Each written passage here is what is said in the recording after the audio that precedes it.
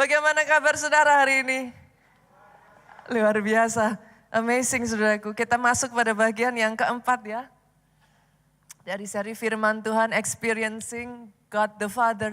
Saudara ngerasa nggak dari waktu ke waktu, kita itu dibawa mengupas satu demi satu ya saudara. Kemarin kita belajar nama-nama Allah kan, ini sebenarnya adalah pelajaran-pelajaran dasar semuanya saudaraku. Tetapi sayangnya banyak orang Kristen nggak tahu. Itu sebabnya selama 1 bulan ini saudara terus dibawa masuk dalam. Setiap yang dibagikan ya saudaraku, saudara serap saudaraku. Saudara serap punya kehausan lebih untuk saudara serap lebih lagi saudara. Di bagian yang ketiga ini saya akan berbicara tentang love your Bible. Cintai Alkitabmu. Izinkan saya memulai bagian yang keempat ini dengan satu pertanyaan saudaraku. Do you have a Bible? Boro-boro saya suruh saudara mencintai Alkitab saudara. Lah kalau punya aja enggak terus gimana? Jadi saya memulai dengan satu pertanyaan ini. Do you have your Bible? Terserah saudara mau beli. You can either buy it or you can download it. Terserah saudaraku mau beli, saudara mau download, go ahead. But you gotta have your Bible with you. Saudara harus punya Alkitab bersama dengan saudara. Dan izinkan saya katakan ini, cintai Alkitabmu. Kalau ada orang yang datang kepada saya dan bertanya, Pastor, apa yang harus saya lakukan setelah saya jadi orang Kristen? Saya akan jawab, beli Alkitab. Yang mengerti katakan amin. Bagi saudara di tempat ini yang maybe ini adalah pertama kalinya. Atau buat saudara yang mungkin ini adalah perjalanan saudara pertama kali menjadi orang Kristen. Izinkan saya mengatakan kepada saudara, beli Alkitabmu. Cintai Alkitabmu. Kenapa saudaraku? Karena melalui Alkitab engkau dibawa experience him deeper. Pastor, saya tuh ya bisa loh ngalami Tuhan pada saat saya menyembah. Of course saudaraku, tentu saja. Pastor, saat saya berdoa, di situ saya itu bisa merasakan jamahan Tuhan. Of course. Tapi kalau saudara bicaranya, saya garis bawahi kata deeper. Saudara ngalami Tuhannya lebih dalam, enggak bisa enggak ada cara lain. Kau harus baca Alkitabmu. Why, Pastor? Kenapa? Karena disitulah Bapakmu menuangkan pikirannya. Karena disitulah dia mencurahkan perasaannya, saudaraku. Ketika kau membaca Alkitabmu, kau jadi tahu jalan-jalannya Tuhan.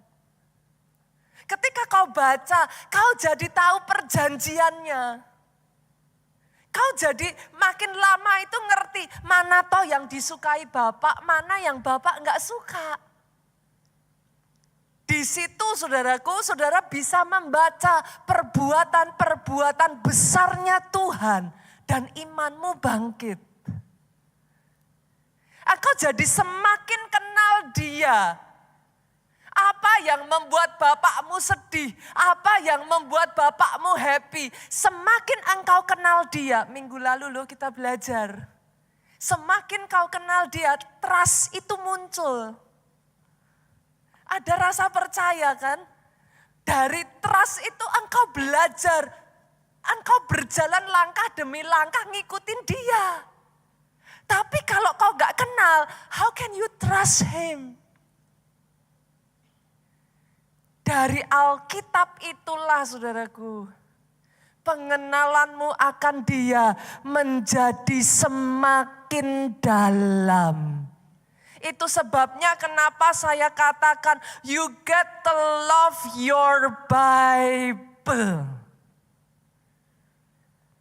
Cintai Alkitabmu. Itu sebabnya saudaraku Rasul Paulus itu kalau berbicara sama anak rohaninya. Timotius, lihat apa yang dia katakan. Kita buka yuk. Dari 2 Timotius pasalnya yang ketiga ayat 15. Ingatlah, Paulus itu ngomong sama Timotius disuruh nginget bahwa dari kecil engkau sudah kenal kitab suci. Disuruh ingatlah. Dari kecil engkau sudah kenal kitab suci. Berapa banyak di sini yang sudah punya anak, boleh lambaikan tangannya? Turunkan tangan saudara. Bapak ibu yang sudah punya anak, bolehkah saya titip? Perkenalkan kitab suci kepada anak saudara sejak dari mereka masih kecil. Make it fun for them. Buat itu sesuatu yang menyenangkan. Saudara boleh download zaman sekarang ini banyak kitab suci. Bible for Kids is very fun. Saya anjurkan saudara boleh pakai Superbook. Buat anak-anak saudara it is very very fun. Atau saudara bisa cari banyak sekali resource-resource yang free saudaraku. Yang ada di YouTube, saudara bisa pakai itu. Atau kalau anak saudara suka membaca, belikan Alkitab khusus untuk anak bergambar. Beda ya Alkitabnya sama yang saudara punya. Kalau untuk yang anak saudara langsung kasih yang seperti kita punya, dia nggak akan tertarik. Belikan yang bergambar. Kenapa saudaraku? Tahukah saudara? Lihat ini, Alkitab memberikan kepada saudara hikmat. Firman ini memberi hikmat. Artinya apa? Literally. Firman itu mencerdaskan anakmu. Saya loh saudara ngalami. Saya itu lahir dari keluarga yang mami saya itu very strict terhadap pelajaran, itu sangat strict saudaraku. Mami saya tuh saya ingat sekali selalu ngomong sama saya gini, 7 itu jelek. Selalu itu mami saya akan ngomong 7 itu jelek. 8 itu biasa. 9 baru bagus. Kalau bisa dapat 10 itu baru begini. Artinya saudaraku saya besar dan lahir di keluarga yang very very high in expected dalam pengharapannya tuh mami saya itu kalau saya dapat nilai 8, anak lain dipuji-puji orang tuanya. Buat mami saya angka 8 biasa. Tapi sekalipun saya lahir di keluarga yang begitu ya saudara, saya itu enggak jelek-jelek amat juga sih saudaraku. Enggak jelek-jelek amat. Tapi enggak jauh-jauh juga, saya itu masuk di 10 besar saudaraku, jelek-jelek ya ke ranking 11. Zaman dulu kan masih ada ranking ya, kalau zaman sekarang kan anak-anak udah enggak dikasih ranking lagi. Tapi kalau zaman dulu kita itu ditulis saudaraku, nomor 1 siapa, nomor 2 siapa gitu kan, jadi kebanggaan. Saya tuh paling jauh-jauh jelek-jelek juga ranking 11, ranking 13 udah jelek banget saudaraku. Masih 10 besar lah. Tapi saya enggak pernah bisa juara. Saudara tahu apa yang terjadi dalam hidup saya? Ketika saya jumpa pribadi dengan Yesus. Ketika saya mulai ngalami, awalnya memang melalui pujian penyembahan seperti ini saudaraku. Awalnya pada saat saudara berdoa, tapi dari situ kalau saudara sungguh-sungguh ke gerejanya bukan hanya rutinitas, akan muncul rasa lapar. Itu yang benar seperti itu.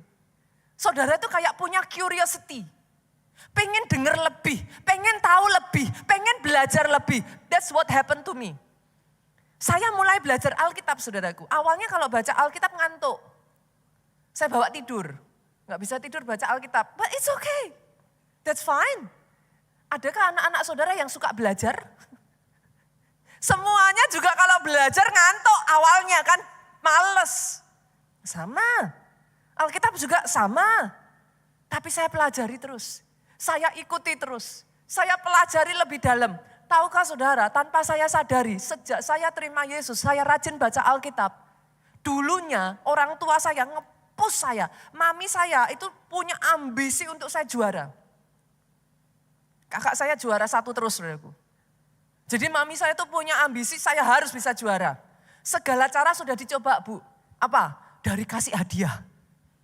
Kalau kamu dapat nilai 9 atau 10, boleh minta apa, mainan apa. Sampai cara ngancem, saudaraku. Orang tua di sini ngalami enggak sama anak-anaknya kan? Kalau dikasih hadiah enggak bisa diancem. Pakai cara segala macam. Tapi ya enggak kemana-mana, ya begitu-begitu aja. Tapi sejak saya mengenal Yesus, saya rajin membaca Alkitab. Tanpa disuruh mami saya, tanpa diapa-apakan saudaraku. Yang tadinya masih 10 besar belasan lah saudara. Sekarang saya nilainya enggak jauh-jauh dari ranking 3, ranking 4, ranking 3, ranking 4, ranking 3, ranking 4. Saya harus ngomong ini saudaraku. Firman itu mencerdaskan. Ini boleh dimunculkan lagi ayatnya tadi. Firman bukan hanya mencerdaskan. Firman menuntun engkau kepada keselamatan oleh iman kepada Yesus Kristus. Firman itu saudaraku membuat saudara jadi sadar. Pernah nggak ngerasa setelah saudara ke gereja, tiba-tiba loh apa yang tadinya saudara lakukan, saudara cuek-cuek aja. Setelah saudara dengar firman, tiba-tiba saudara gini, kayaknya saya salah deh. Terus ada rasa bersalah di hati. Saudara pikir dari mana itu munculnya? Firman itu menuntun engkau pada keselamatan. Engkau jadi tahu mana yang benar, mana yang salah. Dari situ engkau nggak lakuin apa yang salah. Engkau berjalan ngikuti jalan yang benar. Itu firman saudaraku. Dan ayat 16 yuk kita baca. Firman, lihat ini saudaraku. Tadi sedang berbicara tentang apa? Ingatlah, Rasul Paulus bicara kepada Timotius apa tadi? Ingatlah, sejak kecil engkau sudah mengenal kitab suci. Berarti temanya sedang berbicara soal apa? Kitab suci ya, Alkitab ya saudara. Tentang kitab suci ayat 16 itu ngomong gini. Kitab suci itu adalah segala tulisan yang diilhamkan Allah. Dia punya manfaat untuk mengajar. Nah, saudara ngerasa enggak sih kadangkala setelah saudara ibadah, saudara dengar firman, kayak saudara tuh kayak gini, oh aku harus begini. Oh ini yang harus saya lakukan. Kenapa? Karena tanpa saudara sadari, firman itu mengajar kepada saudara. Dia menyatakan kesalahan. Tadi saya sudah mengatakan kepada saudara, tiba-tiba kayak berasa, kayaknya kok saya salah ya, besok lagi enggak boleh nih. Bukan hanya itu, firman memperbaiki kelakuan. Kalau saudara benar ibadahnya, kalau saudara sungguh-sungguh mengenal Tuhannya, masuk lebih dalam, nanti tiba-tiba saudara akan ngalami. Berubah loh. Yang tadinya emosian sekarang lebih bisa narik diri. Yang tadinya gampang menyalahkan diri sendiri sekarang sadar bahwa Tuhan itu mengasihi kita apa adanya. Tuhan menerima kita apa adanya. Kenapa? The Bible. Itu pekerjaan firman Pak. Itu sebabnya saudara nggak bisa dapatkan itu hanya melalui pujian penyembahan ataupun doa. Kalau saudara mau kenal deeper, harus Alkitab. Dan firman mendidik orang dalam kebenaran. Nah, dari ayat ini yang saya mau garis bawahi bukan semuanya ini saudaraku. Tapi saya mau garis bawahi segala tulisan yang diilhamkan Allah. Alkitab adalah tulisan yang diilhamkan Allah. Kata diilhamkan artinya petunjuknya itu diberikan oleh Allah. Timbul dari hati dan pikiran Allah diberikan kepada si penulis. Saya ulang ya, arti kata diilhamkan saudaraku, petunjuk, pikiran, hatinya Allah itu diberikan kepada sang penulis yang kemudian dituangkan dalam bentuk kata dan tulisan. What's your point, Pastor? This is my point. Sumber dari Alkitab itu bukan pikiran manusia. Yang mengerti katakan amin. Sumber dari Alkitab bukan pikiran, analisa, dan hati si penulis. Itu sebabnya ayat tadi kita baca. Semua tulisan itu diilhamkan oleh Allah. Artinya Alkitab itu adalah pikiran dan hatinya Allah yang ditransferkan. Diimpartasikan kepada si penulis. Dari situ saudaraku, si penulis menuangkannya dalam bentuk perkataan dan tulisan. Itulah yang saat ini saudara bawa, saudara pegang sebagai Alkitab. Bahkan saudaraku, dalam satu terjemahan KJV, King James Version saudara, dikatakan dalam bahasa Inggrisnya seperti ini saudaraku. All scripture is given by inspiration of God. Semua tulisan itu given by inspiration. Artinya apa? Bukan hanya pikiran dan hatinya Allah. Itu inspirasi. Diberikan kepada si penulis. Tidak heran ketika saudara terima inspirasi. Tiba-tiba pernah nggak baca Alkitab terus kayak tercerahkan gitu? Kenapa? Karena itu inspired by him.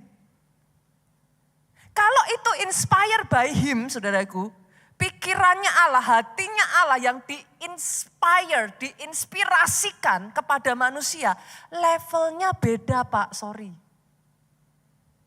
Level kualitasnya tuh sama pikiran hati manusia beda, nggak bisa. Itu sebabnya nggak heran kadang ketika saudara baca Alkitab, tiba-tiba Bu, saudara tuh ngalami kayak gini. Tadinya nggak ngerti, terus kayak ting gitu. Pernah ngalami itu ya? Terus kayak saudara ngerasa kayak,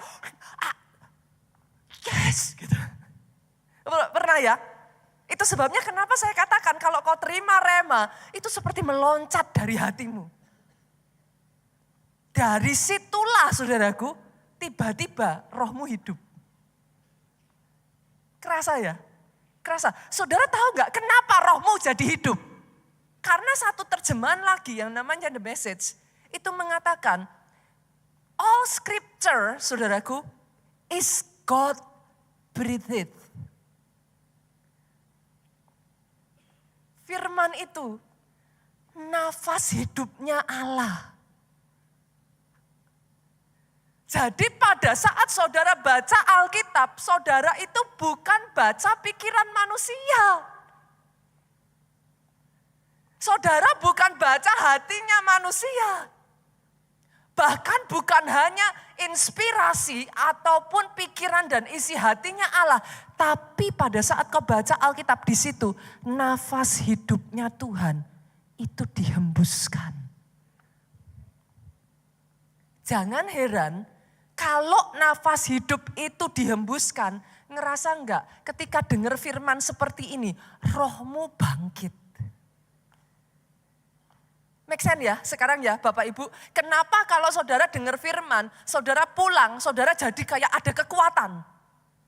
Masih ingat enggak pada saat penciptaan, manusia itu sudah dibentuk loh saudara, dari debu dan tanah. Sudah jadi loh Bu. Tapi Alkitab mencatat, dia belum hidup. Kenapa? Coba perhatikan ini. Dia baru jadi makhluk hidup setelah Tuhan menghembuskan nafas hidupnya. Dalam bahasa Ibraninya ya saudaraku. Tuhan menghembus seperti itu. Itu bahasa Ibraninya, ruah. Ruah itu kata yang dipakai untuk roh.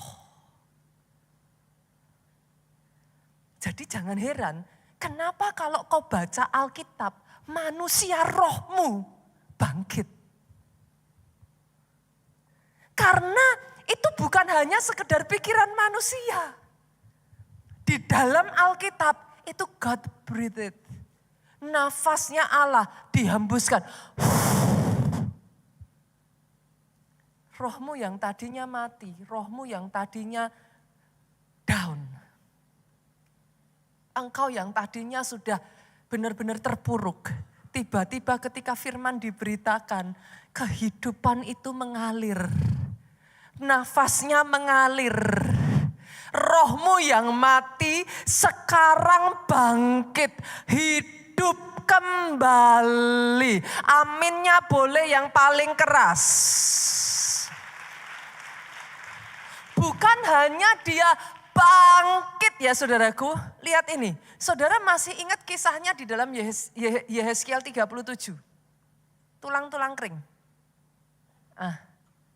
Buat saudara yang hari-hari ini hidupmu seperti tulang kering ya, I suggest you dengarkan firman. Benar saudara.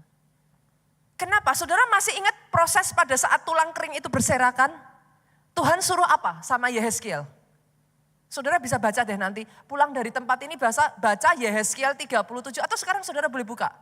Yehezkiel 37, Tuhan tuh ngomong sama Yehezkiel gini, bernubuatlah hai anak manusia kepada tulang-tulang kering.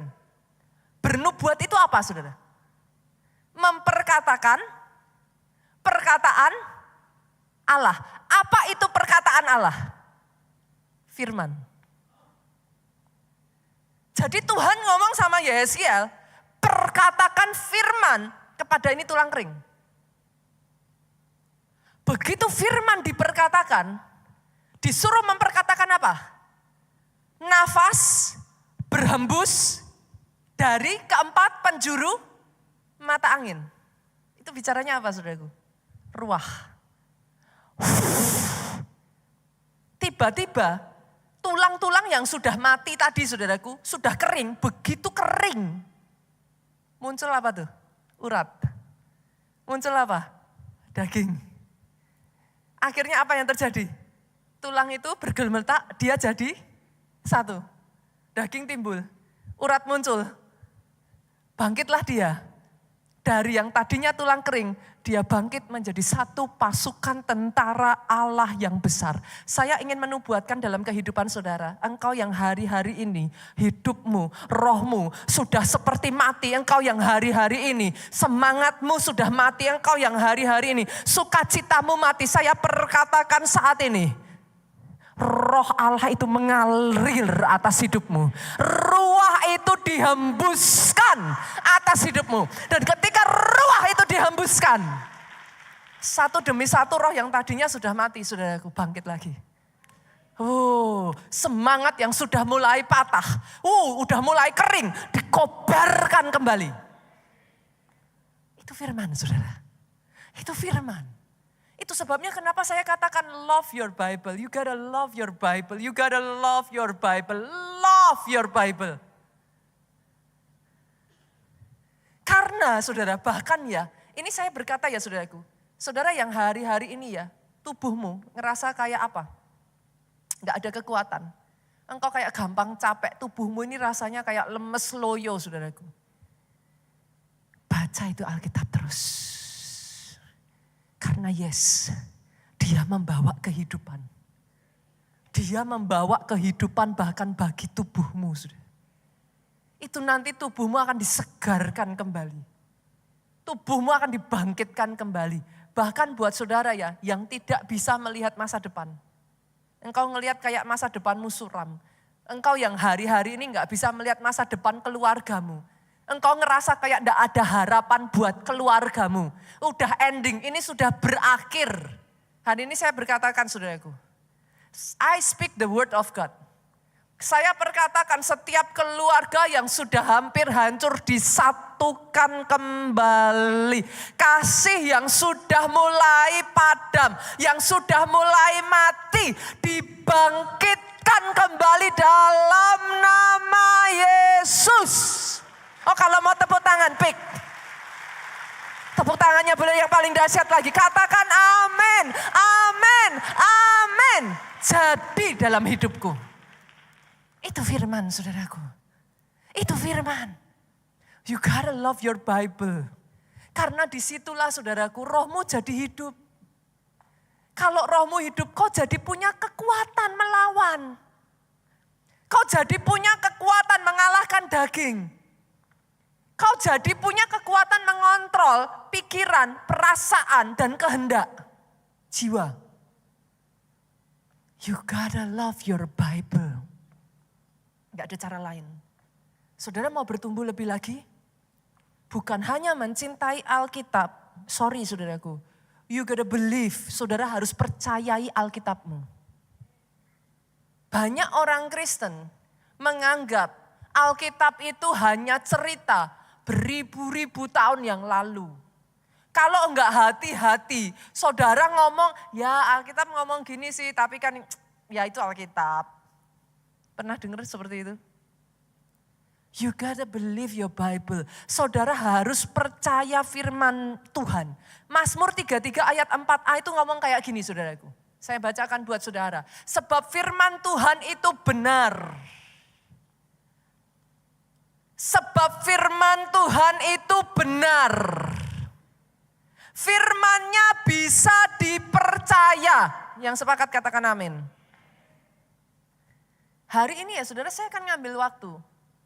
Saudara melihat ya, momen-momen ini ya di gereja kita ya saudaraku. Saudara tuh di keluarga Allah, saudara itu dibangun satu demi satu. Firman itu setiap bulannya saudara akan terima firman, ada remanya, ada temanya saudara.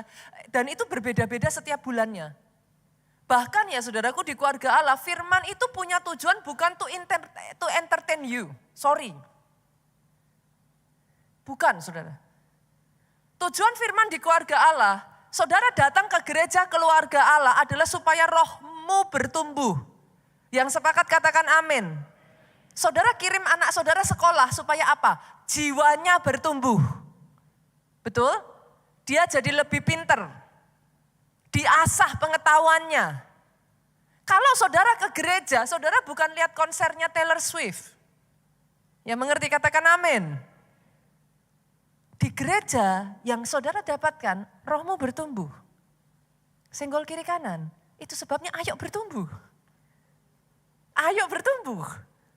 Karena tujuan saudara ada di tempat ini adalah supaya rohmu bertumbuh. Firman seperti ini, saya tahu saudaraku, ini basic-basic dasar kekristenan. Saudara nggak bisa lari.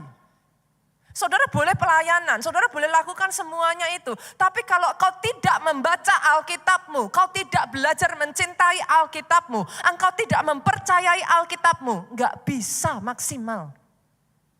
Nggak akan bisa. Pujian dan penyembahan oke, bagus. Doa oke, tapi firman itu yang memberi makanan kepada roh. Jadi you cannot skip it. Hari ini saudaraku saya akan membagikan kepada saudara 5 poin. Why you should believe your Bible. 5 alasan kenapa saudara harus mempercayai Alkitabmu. Yang pertama ya saudaraku, di dalam Alkitab saudara, Alkitab itu adalah mengandung cerita ataupun kisah yang dapat dipercaya secara historis. Alkitab bukan buku sejarah. Saya ngomong dulu ya. Kalau Alkitab saudara adalah buku sejarah, maka dari Kejadian sampai Wahyu itu harus berurutan ininya saudaraku, tahunnya. Tapi Alkitab bukan buku sejarah. Yet, nah ini bedakan saudaraku, dia bukan buku sejarah, tapi kisah-kisah yang ada di dalam Alkitab terbukti secara historis. Jadi kisah-kisah di dalam Alkitab itu nyata saudaraku, dia bukan dongeng, dia bukan fiksi. Sekian ribu tahun yang lalu, sekian ratus tahun yang lalu, sekian ribu, apa yang ditulis dalam Alkitab itu benar-benar terjadi. Jadi dia bukan fiksi loh saudaraku. Dia nyata. Itu sebabnya kalau saudara pergi ke Holy Land, berapa banyak di sini yang sudah pernah pergi ke Holy Land saudaraku. Saudara akan mendapati lokasi-lokasi yang tertulis di dalam Alkitab saudara. Itu benar-benar ada. Ketika Alkitab berbicara tentang Danau Galilea, Danau Galileanya itu masih ada sampai sekarang. Betul ada yang sudah hilang. Lokasi-lokasinya ada yang sudah musnah karena ini sudah melalui ribuan tahun saudaraku. Ratusan. Tentu saja ada yang sudah hilang. Tapi satu demi satu saudara bisa melihat bukti-buktinya. Kenapa saudara ikut Holy Land? Sorry, bukan happy-happy berwisata saudara. Itu efek samping gitu saudara. Tapi ketika saudara pergi ke Holy Land, di situ saudara dapat living proof. Ada buktinya loh, bener ada loh. Memang tempatnya ada dan yang namanya sejarah harus dibuktikan oleh kesaksian orang-orang saksi mata di dalamnya. Alkitab saudaraku itu dipenuhi dengan saksi mata. Para penulis Alkitab saudaraku, mereka adalah saksi mata yang menyaksikan semua yang terjadi di zaman itu. Di perjanjian lama, saudara mengenal Musa. Musa menulis Keluaran, Musa menulis kitab-kitab yang ada di pertama awal, saudaraku. Lalu saudara berjalan lagi, saudara menemukan para nabi. Betul? Dari Yesaya, dari Yeskiel, nabi-nabi besar, Yeremia, saudaraku. Mereka adalah saksi mata yang benar-benar menyaksikan apa yang terjadi pada saat itu. Itu sebabnya kenapa Alkitab saudara itu memang benar-benar bisa dipercaya secara historis. Dia bukan khayalan. Dia nyata. Orang-orangnya nyata. Kisah-kisah di dalamnya nyata. Bahkan kalau saudara runut terus sampai ke perjanjian baru. Saudara akan menemukan di situ Matius. Nyata, Markus nyata, Lukas. Nah, saya akan ajak saudara melihat ya. Kenapa ke Lukas? Karena Lukas ini seorang tabib, saudara. Dokter. Bapak Ibu di sini yang kalau ada yang seorang dokter tahu. Yang namanya dokter terbiasa tuh. Diajar berpikir thinking critical. Runut gitu saudaraku. Harus di jurnal, kan kayak gitu. Harus satu demi satu. Itu sebabnya saya akan mengajak saudara lihat Lukas. Karena dia seorang tabib. Zaman dulu tabib itu dokter. Kita lihat ya. Lukas pasalnya yang pertama. Kita baca ayatnya yang pertama sampai ayatnya yang keempat. Lukas ngomong sama salah satu pejabat saat itu saudaraku. Kita baca bergantian boleh? Saya baca ayat 1, ayat 2 saudara baca, kita bergantian sampai ayat 4. Theophilus yang mulia, banyak orang telah berusaha menyusun suatu berita tentang peristiwa-peristiwa yang telah terjadi di antara kita. Nah, Lukas ngomong sama Theophilus ya, sudah ayat yang kedua, 2, 3. Seperti yang disampaikan kepada kita oleh mereka yang dari semula adalah siapa? Saksi mata dan pelayan firman. Jadi ada saksi matanya. Alkitabmu itu dari saksi mata dikumpulin. Cerita demi cerita dikumpulkan saudaraku. Ayat ketiga, karena itu setelah aku menyelidiki bukan hanya saksi mata, tapi dicek.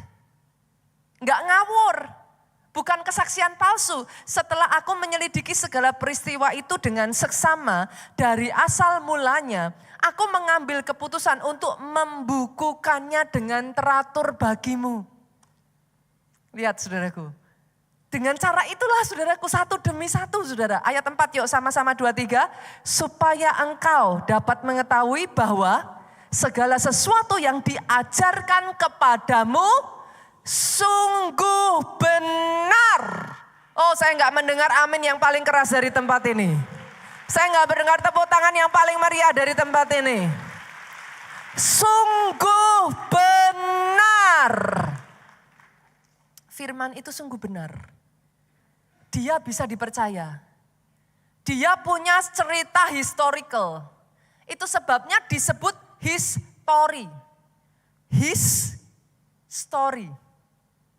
Ceritanya. His story. Bolehkah saya hari ini bawa kabar baik buat saudara? His story can be your story. Semua kisah-kisah yang ada di dalam Alkitab. Saya berdoa ya saudaraku, kau bukan hanya membacanya, tapi kau mengalaminya secara pribadi. Kenapa saya katakan ruah, firman itu mengandung kehidupan saudaraku. Itulah yang dialami, media boleh munculkan. Seorang hamba Tuhan besar yang bernama Yonggi Cho. Long time ago saudaraku, saat ini Pastor Yonggi Cho sudah berpulang saudara. Media boleh dikeluarkan, dimunculkan dari tambahan materi. Long time ago saudaraku, pada saat Pastor Yonggi Cho ini bahkan belum bertobat saudara. Dia masih belum bertobat. Pastor Yonggi Cho ini sudah hampir mati saudaraku, sudah hampir meninggal. Kenapa? Karena di zaman itu saudaraku masih perang Perang Korea ya saudaraku. Ini Pastor Yonggi Cho saudaraku. Masih perang Korea pada saat itu saudaraku, keadaan itu belum baik. Pastor Cho ini terkena yang namanya tuberkulosis, TBC. Di zaman itu saudaraku, penyakit TBC itu penyakit yang tidak ada obatnya. Pasti meninggal. Nah, satu ketika di rumah sakit, di kamar rumah sakit di mana dia sudah menanti kematiannya saudara. Ada seorang wanita yang mendatangi Pastor Cho dengan membawa Alkitabnya dan memberitakan tentang Injil Yesus Kristus. Pastor Cho marah, dia usir wanita ini, tapi tidak peduli seberapa kali pun wanita ini diusir, tiap hari wanita itu datang. Sampai saking marahnya Pastor Cho, saudaraku, dia usir, dia marah-marah, dia ngomong sama wanita ini, biarkan aku mati dengan tenang. Karena sudah begitu kencang diusirnya, saudaraku, wanita ini cuma ngomong kayak gini, oke, aku gak akan datang lagi. Tapi aku tinggalkan sebuah buku sakti. Kalau kau mau hidup, baca buku ini. Wanita itu meletakkan buku Alkitab itu di meja dari rumah sakit tempat Pastor Cho dirawat, saudaraku. Yang membuat Pastor Cho sangat marah, dia ambil buku itu, dia lempar, dia banting, saudara. Wanita ini keluar dan wanita ini tidak datang lagi. Tetapi saudaraku, dari waktu ke waktu, berapa banyak yang pernah ngalami di rumah sakit itu cengok, saudara. Nggak ngapa-ngapain, saudaraku. Di rumah sakit itu ya saudara ya mau apa gitu. Akhirnya lama-kelamaan Pastor Cho kepo gitu, saudara. Dia penasaran dengan buku yang diberikan. Dia ingat kata-kata dari wanita yang mendoakan dia setiap hari itu dan berkata, kalau kau mau hidup, baca buku ini. Tahukah saudara, dari hari lepas hari, Pastor Cho baca buku itu. Awalnya dia nggak mengerti. Dia baca buku itu. Awalnya nothing happen. Dia baca, dia baca, dia baca. Sampai dia menutup usianya di usia yang ke-99 tahun, saudaraku. Dia tidak mati. Tuberkulosis tidak menghentikan langkahnya. Dia hidup, dia menjadi seorang hamba Tuhan besar.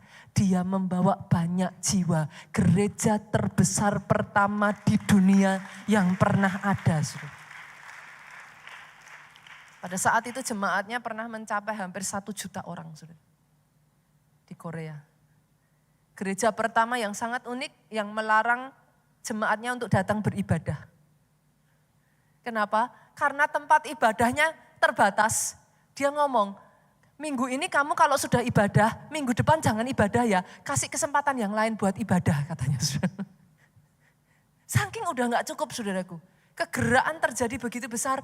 Pastor Cho hidup. Ketika dia baca itu Alkitab, dia baca itu Alkitab, dia baca itu Alkitab, tiba-tiba roh itu berhembus. Tubuhnya yang sudah satu demi satu, saudaraku, sel-selnya yang sudah mulai mati dihidupkan kembali. Itu sebabnya mujizat terjadi. Oh, aminnya yang paling keras. History can be your story. Itu yang terjadi pada mama saya, saudaraku. Satu kali, saudaraku, mama saya itu ngalami didiagnosis dokter terkena kista, saudara. Sekalipun anaknya sudah 3, tapi dokter mengatakan, saudara, kista ini harus diangkat. Dan karena kista ini terletak di tempat yang tidak bisa hanya diangkat begitu saja, harus diangkat serahim-rahimnya. Itu pukulan yang sangat berat sekali bagi mami saya. Waktu itu saya masih kecil ya, saudaraku, saya belum memahami terlalu banyak. Jadi pada saat itu, saudaraku, saya hanya bisa melihat mami saya sedih sekali. Disitulah, saudara, mami saya berlari kepada Tuhan. Disitulah mami saya mengejar dan mencari rema yang dari Tuhan. Pastor, apa yang pastor maksud dengan pastor mencari rema dari Tuhan? Baca tuh Alkitab terus, saudara. Baca terus. Itu cara saya mencari rema. Nanti saya ceritakan, saudaraku. Mami saya terus baca Alkitab sampai tiba-tiba dia membaca sampai di satu ayat yang mengatakan seperti ini. Segala sesuatu yang tidak ditanam oleh Tuhan dicabut sampai ke akar-akarnya. Dicabut sampai ke akar-akarnya. Matius pasal 15 ayat 13. Setiap tanaman yang tidak ditanam oleh Bapakku yang di surga akan dicabut sampai akar-akarnya.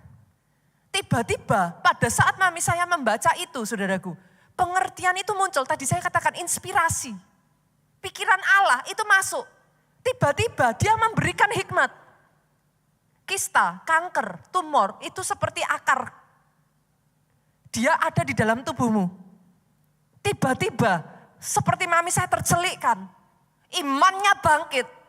Dan dia katakan engkau akar-akar kista, engkau akar-akar apapun yang ada di dalam tubuh. Dicabut. Itu seperti kayak iman bangkit begitu saja saudaraku. Waktu berjalan, nah ini, saudara harus mengerti, itu bukan berarti langsung saat itu juga hilang ya saudara. Sebagian orang alami itu. Tapi every single day, mami saya memperkatakan itu. Every single day, mami saya memperkatakan itu. Kemarin di Solo, saya tuh membaca satu, kayak semacam ini saudaraku. Kata afra kedafra. Saudara yang mengikuti kemarin kalau saudara, ini ya saudara bisa cari di YouTube-nya saudaraku. Karena saya khotbah di Solo. Afra kedafra itu berasal dari stem word, akar kata bahasa Ibrani. Afra itu artinya I will create. Kedafra artinya adalah as I speak. Kalau anak kecil mainan ya sim salabim, abrakadabra. Nah ternyata kata afra kadafra itu berasal dari root akar kata saudaraku. I will create as I speak. Itulah kebenaran firman. Kalau saudara nyebut itu saudara, sebenarnya kata profetik. That's it. Pada saat mami saya memperkatakan itu, setiap tanaman yang tidak ditanam Bapakku yang di surga akan dicabut sampai ke akar-akarnya. Itu diperkatakan terus saudaraku. Itu diperkatakan tanpa mami saya sadari. I will create as I speak. Aku bukan hanya ngomong kosong, aku bukan ngayem-ngayem. Kalau orang Jawa bilang ya saudaraku. Yang kuperkatakan adalah kebenaran firman. Therefore, kebenaran firman itu punya kuasa penciptaan. Masih ingat bagaimana Tuhan mencipta? Dengan berkata, I will create as I speak. Mami saya berkata, mami saya terus memperkatakan. Sampai satu titik, maaf saudaraku, ketika mami saya buang air kecil. Tiba-tiba pluk. Jatuh semacam kayak daging merah saudara. Mami saya nggak tahu apa itu. Daging merah jatuh begitu saja tidak terasa apapun. Mami saya bingung ada apa yang terjadi. Tapi pada saat itu terjadi tiba-tiba, nah inilah saudaraku. Firman kembali berbicara. Engkau sembuh. Engkau sembuh. Engkau sembuh. Itu seperti iman mami saya bangkit dan saat itu mami saya berkata, yes, aku sembuh. Mami saya pergi ke dokter saudaraku, diperiksa. Kistanya sudah hilang sama sekali, sampai detik hari ini tidak pernah keluar lagi. Sembuh total. Boleh sekali lagi tepuk tangannya yang paling meriah buat Yesus Tuhan kita. Tepuk tangannya boleh yang paling dahsyat buat Yesus Tuhan kita. His story can be your story. Itulah yang terjadi pada saya saudaraku. Pada saat saya punya anak saya yang pertama, Jessica, sama saudara. Karena saya berdoa sama Tuhan jangan punya anak dulu, kami masih perintisan di pelayanan saudara. Jadi saya berpikir kalau saya cepat-cepat punya anak, kasihan anaknya. Karena dari pagi sampai malam, saya tuh bisa keluar rumah jam 7, pulang-pulang jam 12, jam 1 pagi saudaraku. Jadi saya berpikir lah kalau seperti itu terus anak saya mau digimanakan, kayak gitu. Jadi saya ngomong saya nego sama Tuhan jangan dikasih anak dulu gitu. Seperti yang saya pernah ceritakan ya saudaraku, saya menikah muda saudara. Jadi saya bilang Tuhan jangan kasih anak dulu, saya mau bekerja dulu, saya mau melayani Tuhan dulu gitu. Sampai satu ketika Tuhan ngomong, kamu saya kasih anak. Wah itu saya negonya, saya kasih syarat. Pokoknya Tuhan ngomong, kamu mau saya kasih anak gitu. Akhirnya benar saudara, ternyata saya hamil. Nah karena nggak siap, hamilnya posisi nggak siap, saya juga nggak tes, nggak cek sama sekali. Sampai waktu ke dokter sarankan kamu harus tes, cek dulu torch. Zaman sekarang udah paham ya saudara kalau mau hamil saudara tes dulu. Zaman itu kan itu sesuatu yang nggak lazim gitu saudara, sesuatu yang baru.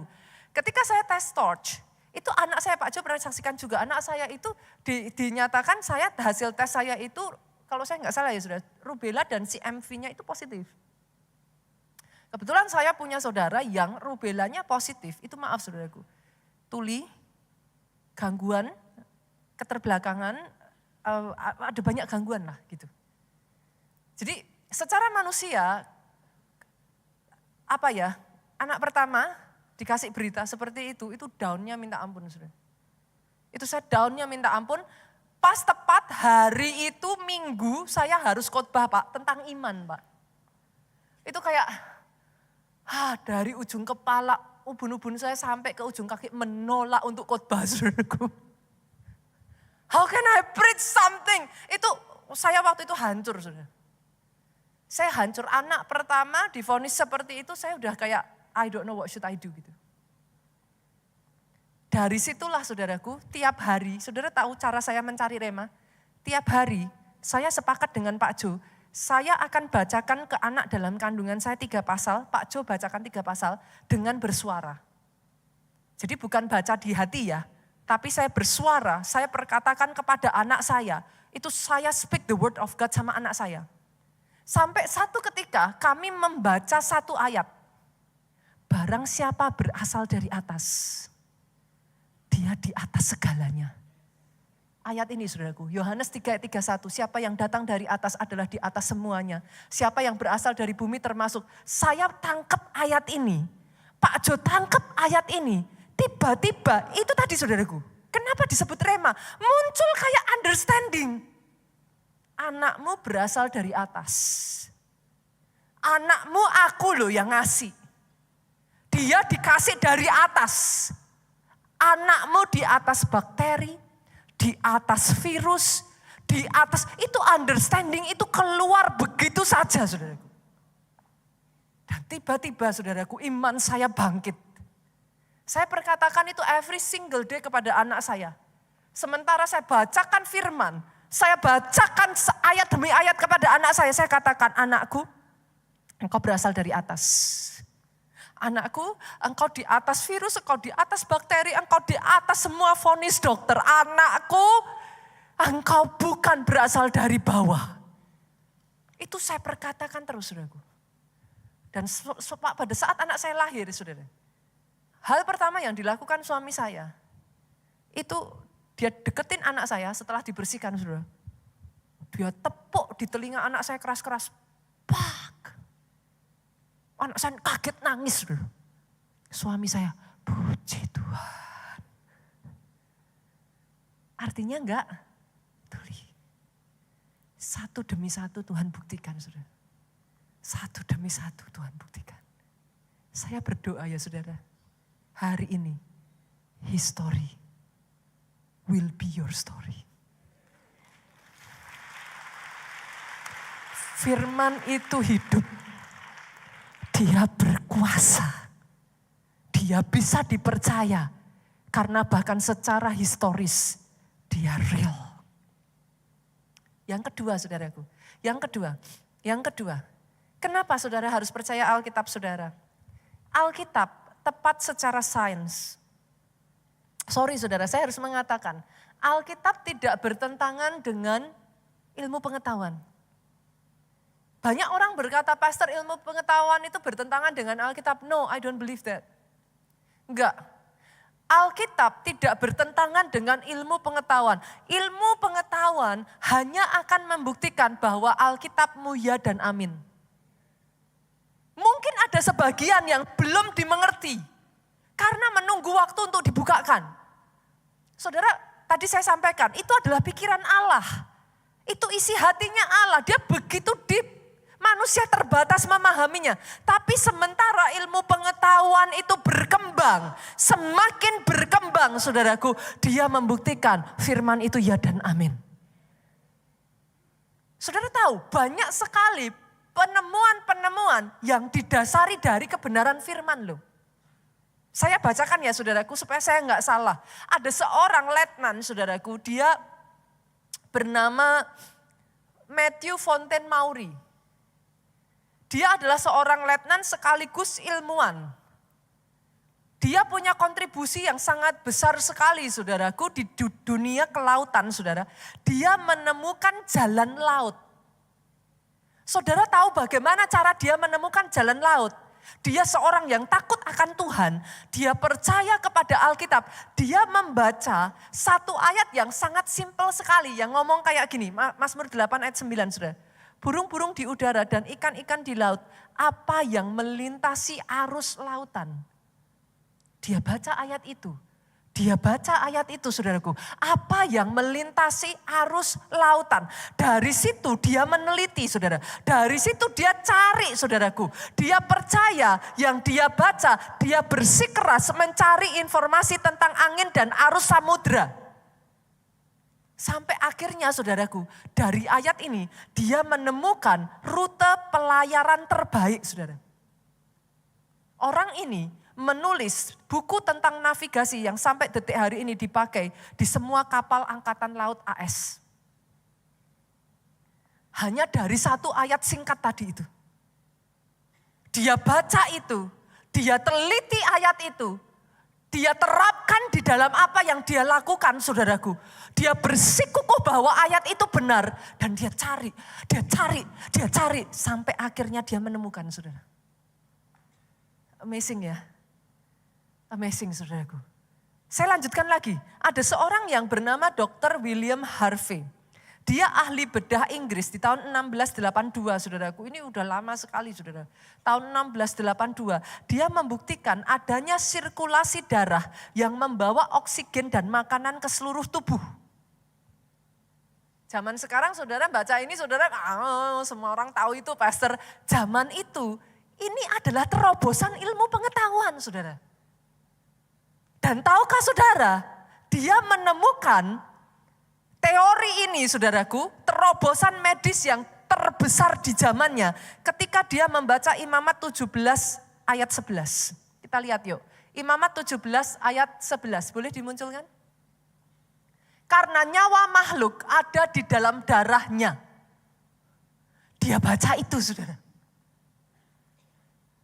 Oh saya berdoa ya saudaraku. Orang-orang jemaat keluarga Allah di tempat ini kau mencintai Alkitabmu sampai sedemikian. Ayat ini menginspirasi dia. Nyawa makhluk ada di dalam darahnya. Dan aku telah memberikan darah itu kepadamu. Itu masuk dalam hidupnya. Diselidiki sama dia saudaraku. Apa nih yang Tuhan maksud? Dengan ayat ini, nyawa makhluk ada di dalam darah. Dia melakukan penelitian itu dan menemukan bahwa sirkulasi darah membawa oksigen dan makanan ke seluruh tubuh. Itu sebabnya disebut oleh Alkitab, nyawa makhluk ada di dalam darahnya. Satu demi satu penelitian saudaraku. Lanjut ya, menarik ya saudaraku ya. Lanjut. Tahun 1519, seorang pelaut bernama Ferdinand Magellan, saudaraku. Belayar untuk membuktikan. Karena pada saat itu kalau saudara yang pernah mendengar ya, orang zaman itu percaya bahwa bumi itu kotak. Bumi itu datar. Sorry saudara. Jadi orang zaman itu gak seperti kita, mempercayai bumi itu bulat. Mereka masih percayanya bumi itu datar. Tapi Ferdinand Magellan membaca Yesaya pasal 40 ayat 22 yang sudah ditulis saudaraku. Ini berabad-abad sebelumnya. Yesaya mengatakan dia yang bertata di atas bulatan bumi. Ferdinand Magellan membaca ayat ini dan dia berjuang untuk membuktikan ayat ini. Dia mengelilingi dunia dan membuktikan bahwa bumi berbentuk bulat. Saudara, science tidak bertentangan dengan Alkitab. Science can only prove that your Bible is true. Your Bible is ye and amin. Alkitabmu itu ya dan amin. Pastor, banyak hal-hal yang belum bisa dibuktikan. Yes, I understand. Nanti saudara lihat ya, menanti penggenapannya. Karena manusia terbatas pemahamannya. Ilmu pengetahuan terus berubah saudaraku, berevolusi, terus maju saudara, berkembang. Bersamaan dengan berkembangnya ilmu pengetahuan, saya menantikan ada anak-anak Tuhan yang takut akan Tuhan yang Tuhan pakai untuk membuktikan kebenaran firman Tuhan secara sains. Oh, aminnya yang paling keras. Tepuk tangannya boleh yang paling meriah buat Yesus Tuhan kita. Yang ketiga saudaraku, nubuatan di dalam Alkitab saudara itu akurat. Saudara harus tahu bahwa kelahiran Yesus itu sudah dinubuatkan sejak dari 7 sampai 8 abad. Sebelum bahkan Yesus itu lahir, saudara. Kita lihat ya, saudara. Ayatnya ada di Yesaya 7 ayat yang ke-14, saudaraku. Yesaya menubuatkan bahwa Sang Juru Selamat akan lahir dari seorang perempuan muda atau seorang perawan. Boleh dimunculkan ayatnya Yesaya 7 ayat 14, saudaraku. Sebab itu Tuhan sendiri yang akan memberikan kepadamu suatu pertanda. Sesungguhnya seorang perempuan muda mengandung dan akan melahirkan seorang anak laki. Ia akan menamakan dia Immanuel.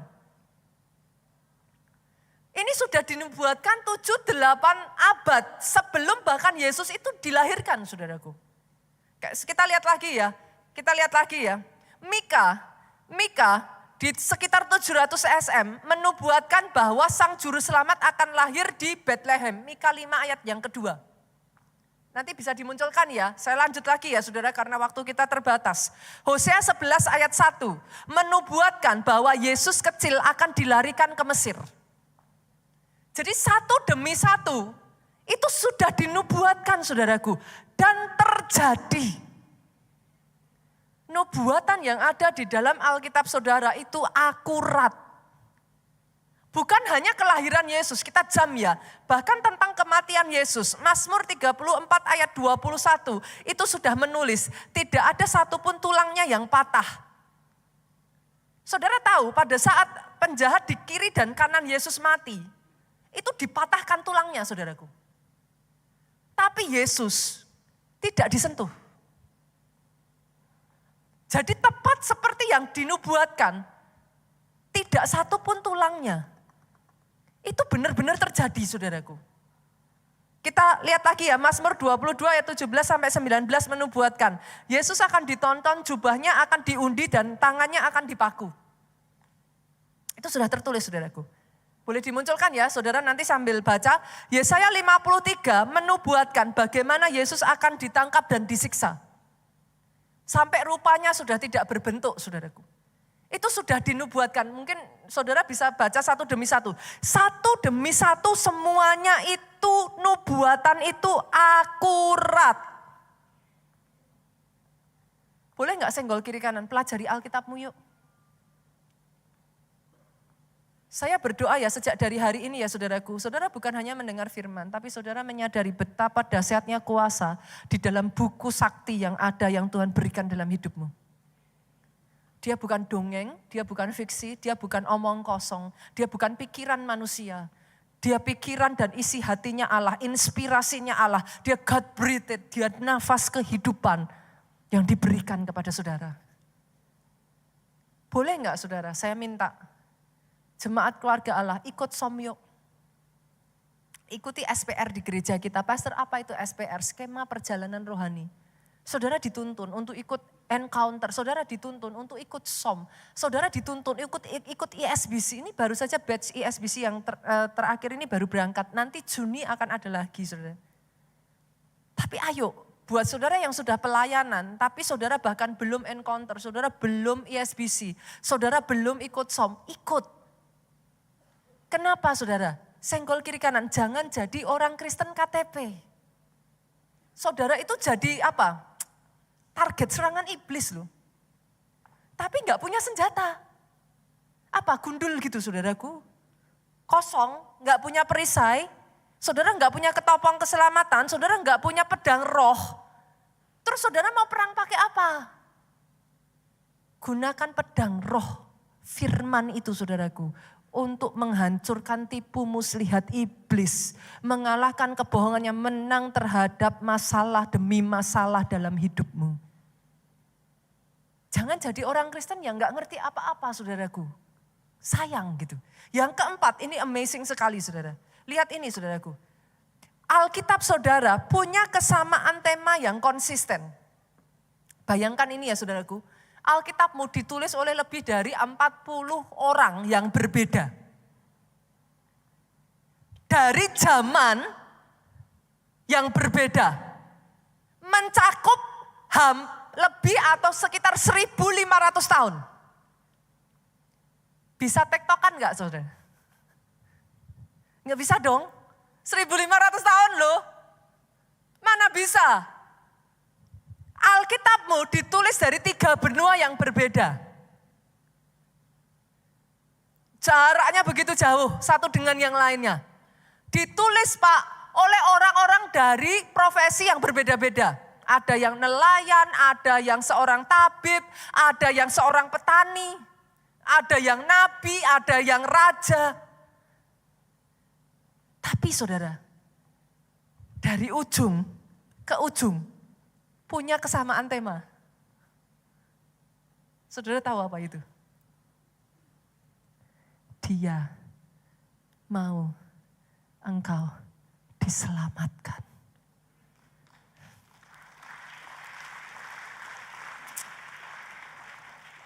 Saya waktu mempelajari ini, air mata saya mengalir saudara. Kalau Alkitab saudara ini bisa dijadikan drama Korea ya saudaraku, itu akan menyentuh hati sekali.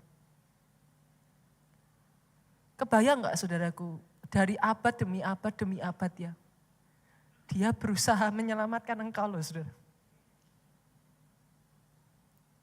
Melalui 1.500 tahun dia tetap berusaha untuk menarik engkau dan dia gak mau kehilangan engkau.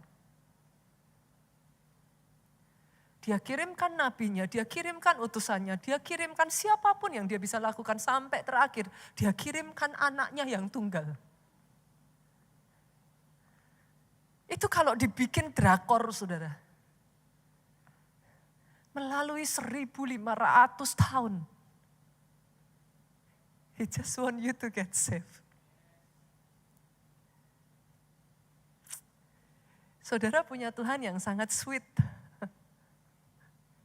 He love you that much. Bagaimana mungkin orang dengan keanekaragaman, perbedaan lintas abad saudaraku bisa menulis satu kesamaan tema. Salvation comes from Jesus Christ.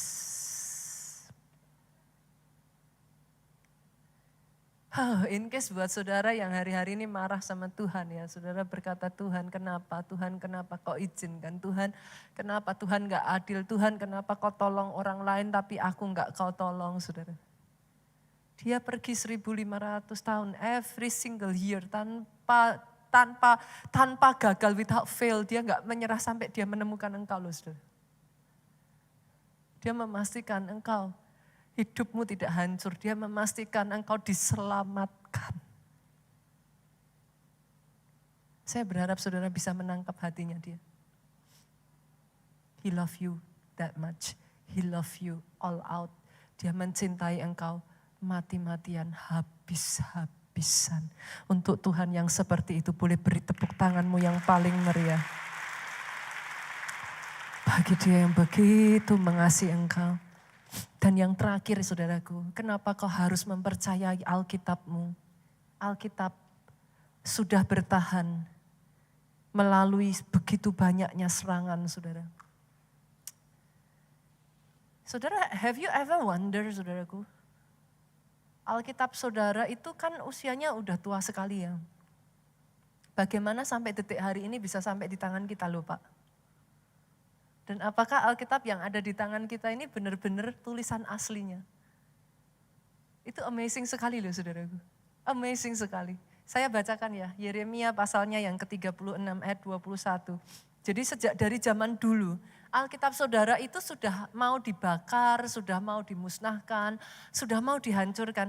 Ini salah satu kejadiannya, raja menyuruh Yehudi, namanya Yehudi saudara, mengambil gulungan itu. Lalu ia mengambilnya dari kamar panitera Elisama itu. Yehudi membacakannya kepada raja dan semua pemuka yang berdiri dekat raja. Jadi Yehudi membacakan gulungan kitab. Waktu itu adalah bulan yang ke-9 dan raja sedang duduk di balai musim dingin, sementara di depannya api menyala di perapian. Ayat 23, yuk sama-sama kita baca 23. Setiap kali apabila, siapa saudara? Yehudi selesai membaca 3-4 lajur, apa yang disuruh raja?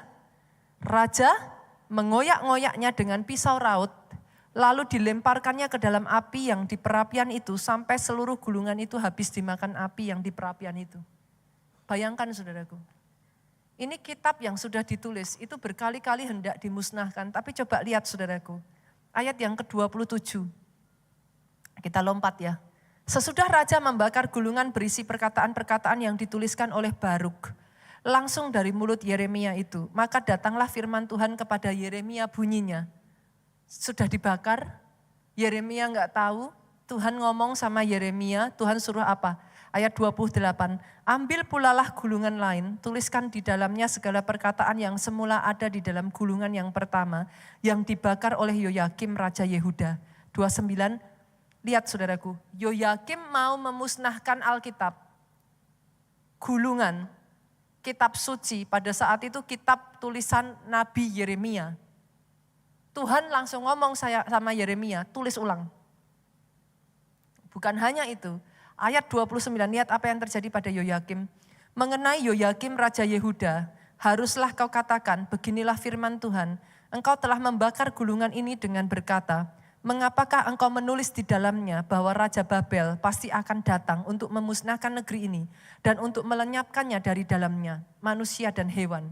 30, sebab itu beginilah firman Tuhan tentang Yoyakim Raja Yehuda. Ia tidak akan mempunyai keturunan yang duduk di tahta Daud. Mayatnya akan tercampak sehingga kena panas di waktu siang dan kena dingin di waktu malam. Habis saudaraku. Jadi bukan firmannya yang musnah, tapi Yoyakimnya yang dimusnahkan. Dan kalau saudara nanti kapan ya saudaraku, ada waktu saudara pergi ikut Holy Land ya. Saudara akan pergi ke satu tempat di mana di situ ditemukan gulungan-gulungan kitab, tulisan dari Nabi Yesaya. Nabi-nabi yang lain saudaraku. Itu masih dan ditemukannya dengan cara yang ajaib. Di-preserve dengan baik. Dan tepat persis seperti kitab yang saudara baca hari ini. Tuhanmu ajaib.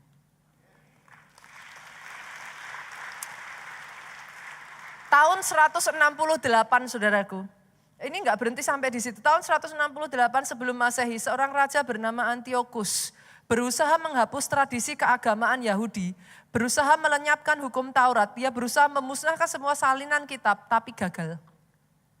Tahun 300 Masehi, Kaisar Roma bernama Diocletianus menetapkan dekret yang sangat keras terhadap orang Kristen. Ini masa penganiayaan berat, saudara.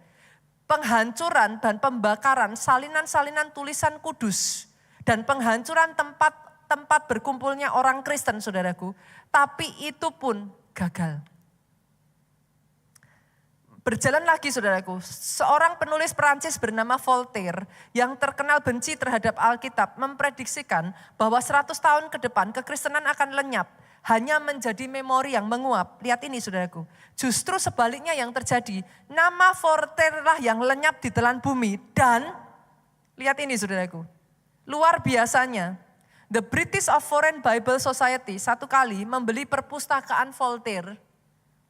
Tidak lama kemudian dari lantai sampai langit perpustakaan itu dipenuhi ribuan Alkitab yang dibenci oleh Voltaire, namun tidak bisa dibinasakan. Itu tuh satu demi satu cerita ya saudaraku, kitab suci yang kau punya di tangan saudara itu bukan sembarang buku. Saya berdoa sejak dari hari ini orang Kristen menyadari betapa dahsyatnya kuasa yang terkandung di dalam firman Tuhan. Saya mengundang pemain musik boleh maju ke depan. Saya akan bacakan ayat yang terakhir saudaraku. Matius 5 ayatnya yang ke-18.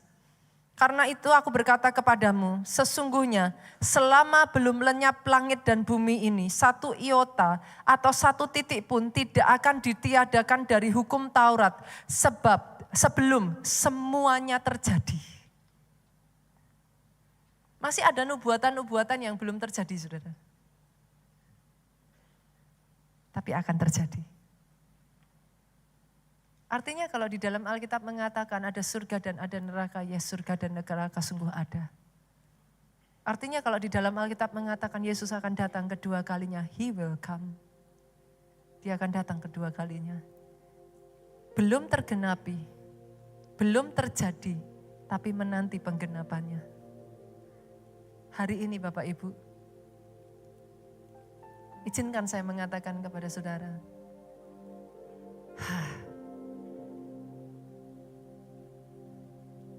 semua yang dia tuliskan ya saudaraku, adalah karena begitu besar kasihnya akan dunia ini. Sehingga dia menyerahkan anaknya yang tunggal. Supaya barang siapa percaya, tidak binasa, melainkan beroleh hidup. Diberkatilah saudara oleh Tuhan. Amin. Diberkati keluargamu oleh Tuhan. Tangan yang terangkat tinggi ini, apapun yang dikerjakannya, dibuat Tuhan berhasil. Sehat badanmu, baik jiwamu, kuat rohmu, panjang umurmu.